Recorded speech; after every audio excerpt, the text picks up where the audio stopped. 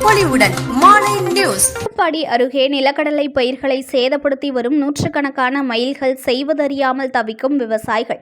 சேதமடைந்த பயிர்களுக்கு உரிய இழப்பீடு வழங்க வேண்டும், மயில்களிடமிருந்து பயிர்களை காக்க உரிய ஆலோசனை வழங்க வேண்டும் என கோரிக்கை விடுத்துள்ளனர். மயிலாடுதுறை மாவட்டம் தரங்கம்பாடி தாலுகாவில் கடந்த 10 ஆண்டுகளுக்கு முன்பெல்லாம் மயில்களை காண்பது மிகவும் அரிதான ஒன்றாக இருந்தது. மயில்களை புகைப்படத்தில் மட்டுமே பார்த்து வந்த மக்கள் அவ்வப்போது ஒரு சில கோவில்களிலும் அடர்ந்த காடு பகுதிகளிலும் பார்க்க நேரிட்டால் மயில்களை பார்த்த உற்சாகத்தில் துள்ளி குதித்து உற்சாக குரல் எழுப்பி மகிழ்ந்து வந்த காலம் மாறி தற்போது மயில்களின் பெருக்கம் அதிகரித்து காக்கை குருவிகள் போல கிராமம் தோறும் பல நூற்றுக்கணக்கான மயில்கள் சுற்றித் திரிகின்றன.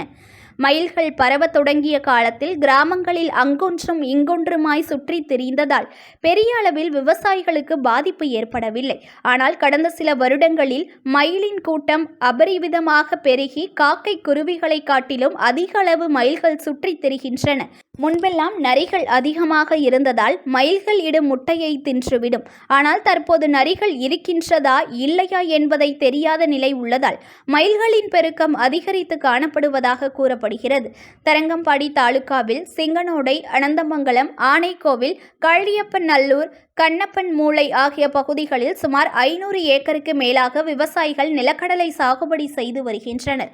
குளங்களில் கிடைக்கும் நீரை கொண்டு ஸ்பிரிங்லர் முறைப்படி கடும் சிரமத்திற்கு மத்தியில் வருடத்திற்கு 3 போகமும் நிலக்கடலை சாகுபடி செய்யும் விவசாயிகளுக்கு இந்த மயில்கள் தற்போது மிகவும் சவாலாக உள்ளது.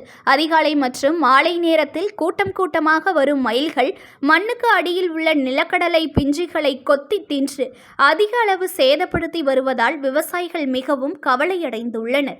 பட்டாசு வெடித்தாலும் சத்தம் எழுப்பினாலும் மயில்கள் கண்டு கொள்ளாமல் பயிர்களை சேதப்படுத்தி வருவதாக விவசாயிகள் தெரிவிக்கின்றனர். எனவே மயில்களால் சேதமடைந்த பயிர்களுக்கு உரிய இழப்பீடு வழங்க வேண்டும், மயில்களிடமிருந்து பயிர்களை காக்க உரிய ஆலோசனை வழங்க வேண்டும், வனத்துறை சார்பில் மயில்களை கட்டுப்படுத்த நடவடிக்கை எடுக்க வேண்டும் என விவசாயிகள் கோரிக்கை விடுத்துள்ளனர். புது பொலிவுடன் மாலை நியூஸ்.